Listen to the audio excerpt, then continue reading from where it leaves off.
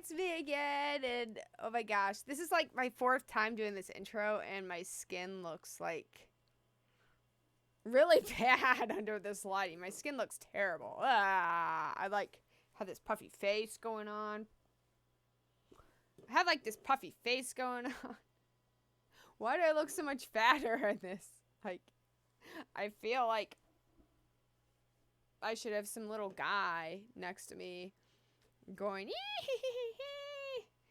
I feel like I should be in some sort of big deserty palace on planet Gunsmoke, and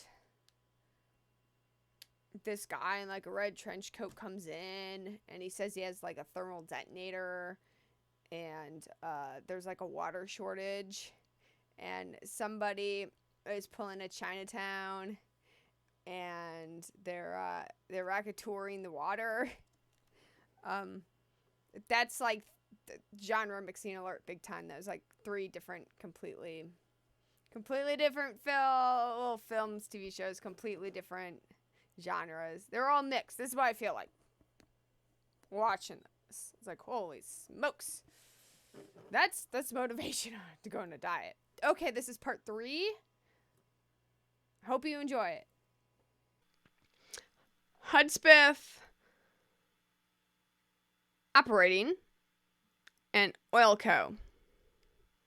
As we can see here, Hud Spiff Operating was filed August 6th. Hud Spiff Operating also has the same registered agent as Torchlight did, Robert D. Axelrod. And Oilco was filed August 31st. Hud Spiff was created in order to meet the drilling requirements by the continuous drilling clause per University Lands Agreement. It's evident here in the Railroad Commission filings under Hud Spiff Operating LLC. They've thus taken over. You'll also notice Maverick here. Maverick's really the company who's doing the actual drilling.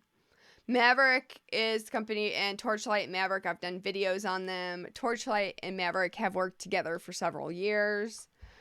Other Mavericks under the umbrella venture capitalist group EIG, which Meco4 is also under EIG, which Torchlight has worked with, and Meco4 is who currently has the Winkler asset. Now, it's once Oilco is filed. Hud Spiff Operating didn't really take many people by surprise. I know people were asking about it, who are not too familiar with Torchlight and how Torchlight was under the Torchlight was a subsidiary more or less of Hud Spiff. One of the directors of Torchlight, Greg McCabe, he has many private companies that have royalties and equity stakes and working interest stakes and revenue interest stakes. And as a result, he has quite a few shell companies. He's well versed in the shell companies. It makes me wonder if that's why Meta went with Torchlight, because they're used to they have experience getting uplisted on the Nasdaq with reverse takeover. I'll cite Torchlight and Pull Perfect. They have experience in shell companies, or they currently had Spinoff holdings, Oilco, Canco, that do Canadian stock exchange. And it was easy for Meta at that point to transfer the shares over. I think all of these things really appealed to Meta when getting on the Nasdaq. Torchlight was just wanting to get out, go on to better things. It wasn't that the company was going bankrupt, so to speak. You know, you're going to finance the company any way you can without doing it out of pocket. But let's talk about Oilco appears, and that's now seeing this current PR document from last Friday, that indeed that Oilco was the spin out. But did Meta have PR at that time when Oilco is filed? No. Why didn't they at that time? My question is, why did they wait until after the shareholder meeting and the shareholder vote to release the Oilco PR and that the asset would be spun off? It's at this time in August that they decide to do the spinoff. Perhaps it was realized before, once those options started trading back in June, that they would have to do this. Why did the companies, my other question is, why did the companies wait so long to file these? Why was Hud Spiff company filed in August and not in the beginning of July? Why was there a month wait? Were they waiting for the earnings? Were they waiting for the Q2 earnings statement to come out? That could be the case for Q2 to be released. That's another question I have. But they could they have released the Oilco spinoff PR statement then? Did they have to wait? Were they required to wait until after the annual meeting, after the votes were cast and tallied? The lack of PR about this has been very concerning. And everybody was concerned at the time about the lack of PR. Let's go to the next instance. I've lost count of the instances. Let's talk about MMTLP trading. So one day, people wake up and they see that their preferred shares are now called MMTLP. And they start showing pictures. Soon enough, on JP Morgan, later that day, my shares get turned into MMTLP. And everybody's speculation runs wild about what MMTLP is. Some people mistakenly think it is the dividend.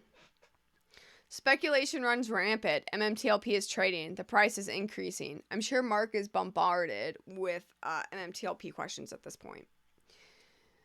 There's no official release on the company. And it was at this time then this PR statement from Mark was given. This was what was given to me in response when I asked about the total number of outstanding shares. I got this canned response, which didn't answer the question at all. At first, I tried to call Mark. And his voice mailbox was full. I'm sure with people either angry or full of questions or both trying to contact him. But let's look at this language from Mark. Let's look at this specific language. So Mark says that Meta did not approve or have any part in these shares trading on the OTC.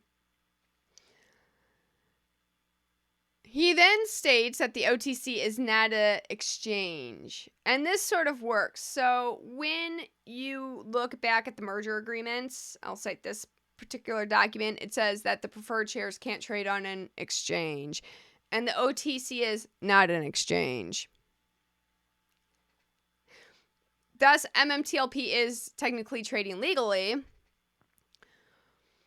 But it was trading illegally through the options. That's where it was trading illegally, through the options. Because through the options, it was trading on the Nasdaq, which is an exchange. And according to this article, it shouldn't have been doing that, but it was. This is because, again, the butterfly effect. The merger paperwork got delayed a bit because they had to go with the capital equity. They had to go with the equity route instead of the more traditional route, which involves cash flow statements. They had to then it was realized that the companies had to raise equity. Things got delayed. Of course, that created a negative feedback loop, and the forms had to be submitted. There was delays. The company said that they had to wait 10 extra days and no response from the SEC. Things got delayed several weeks. You know, if you look from this tweet to this tweet, mid-April to early May, You're talking 6 weeks here if things were delayed. It could have been longer. And that certainly gave ample times for options to start trading, which then spirals out into this debacle now. So how do you get something trading on the open market? Well, as stated by Mark, you have an entity who has all these preferred shares. In a similar way, you have a large entity who has all these preferred shares now sitting around post-merger. They had the Torchlight, now they have all these preferred shares. The preferred shares aren't really doing anything. Nobody really knows if they'll do anything. And so a company just decides to sell them, calls up another company. They say, yeah, I'll buy them. Well, to exchange that, you need a market maker. Now, this is where the market makers come in. I'll also cite here that once the price of a stock remains high enough for long enough, that's when market makers will also decide to allow options trading. Market makers allow for certain trading of stock. So market makers certainly have played a huge part in this debacle thus far. One could argue that market makers are certainly the boogeyman in this instance. Maybe it's not a boogeyman of unknown origin. Well, the delays certainly would be a boogeyman of the delays would be a boogeyman of unknown origin. But as far as the options coming about, which delayed everything in that butterfly effect, and then that ultimately caused the delay of MMTLP, because the preferred shares have been around long enough to start trading via market maker. So market maker, you are one of the boogeymans. It's nice to meet you. So it's exchange, but according to Rule 211, you have to file with FINRA. Rule 211 also states that you can list securities on the OTC and you can go through a FINRA meeting. Now, usually, yes, you do have to get the company to sign off on this. However, my question is, did Meta not have to sign off because the preferred shares were already trading through options on the Nasdaq? That was the illegal part. They were trading through a security. So that's very interesting at that point. So the market maker idea sort of makes sense because market makers make their money on the spread of a stock. The amount between the bid and the ask price, that's how market maker makes their money. When you slap that ask, market maker goes ching. Could be 1 penny. In some instances of MMTLP, it was well over 10 cents. Sometimes it was 30 cents. I saw one morning, it was as the price was falling, from $3 back down to like $1.80. The spread price in some instances was close to 30 cents. I'll give you SEC Rule 211 if you want to read about it and about market makers and how market makers have to go if somebody wants to sell a security. And then there's an in-person, maybe on Zoom or phone, or you have to speak with an actual person from FINRA to do this. While Meta says they are not directly involved in the email from Mark, and they did not approve of this, did they know about this? Did they know that this could very well happen? It seems like because Mark says, it was probably, again, somebody who had a large amount of shares who wanted to sell them, and then somebody else wanted to buy them. A big entity. Those were big entities, businesses, conglomerates, holding companies. The market was then created and they went through a market maker. It seems like they knew this would happen. Maybe they knew this would happen because they're easily able to explain it in this letter. And again, this company more or less is run by very bright individuals, experienced individuals. MMTLP came as a big blow to the loyal shareholders who held through the record date to the ex-dividend date. It came as a big blow because some of them bought in very high and they'd been holding this, they'd been holding even between the record date and the ex date. The price of the stock dropped. Some people held, people were holding through the reverse split, and again, more price drops to get the meta shares. Sometimes the shares didn't convert. In my E-Trade account, my MMATF, like the price ended at about $13, but when it started trading again, it was at what, like 7 something? It was at $7 something a share, and then, it dropped. Many people weren't able to access their shares. If you had options, they weren't tradable, and then they became tradable. Okay, let's spin back. Let's spin back to March or April. So in March, late March, companies knew that things are starting to get delayed. And, when options rolled out, then it was realized things would really be delayed in the terms of getting the ticker symbol fully converted to Metamaterials. It would delay the selling of the Torchlight properties because now that special dividend was trading through options and you had to wait till those went away. Was the creation of Oilco, when was that decided on? Was that decided early or later? Was that decided here in June, or was that decided, after the fact? Like, okay, yeah, we're going to have to create Oilco. When was Oilco? Because the drilling agreement with Hud Spiff was realized back in a long time ago. Look at this article from John Berta in February. When they raised money to pay off the Torchlight debt from that offering back in February.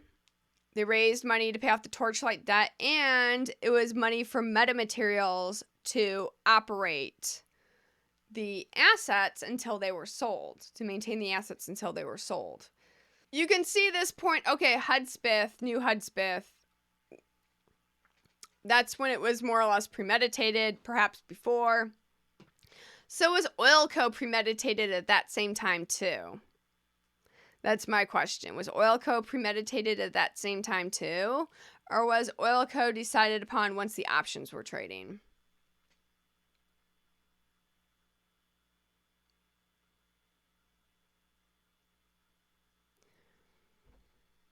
But this lack of communication, more or less, it seems to me like a boogeyman of unknown origin. Has been causing all of these problems. The boogeyman. He's something nefarious. Maybe he was upset at how barbecue season went down. We can assure you guys, these shares trading on the OTC, we aren't responsible. Bottom line, brass tacks. Things took much longer than expected. This dates back to the filings with the Nasdaq and going with the equity route rather than the cash flow route. This created the butterfly effect. But you might be able to say that the butterfly effect started when the price of the stock started going up significantly and people took interest because of the Atlas trading.